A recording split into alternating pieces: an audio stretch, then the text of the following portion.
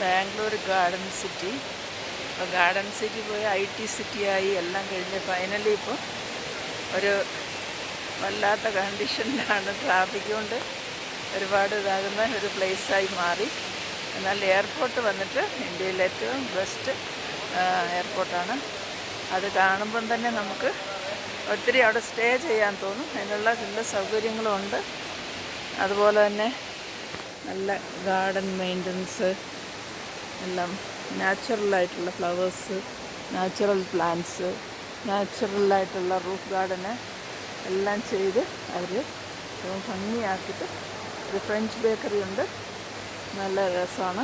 അകത്ത് പോയി കഴിഞ്ഞാൽ ഇത് ഇൻസൈഡിലുള്ള വാട്ടർ പൂളാണ്, വാട്ടർ ബോഡി. അതുപോലെ തന്നെ ചെടികൾ, മരങ്ങൾ വെച്ച് പിടിപ്പിച്ചിരിക്കുന്നു.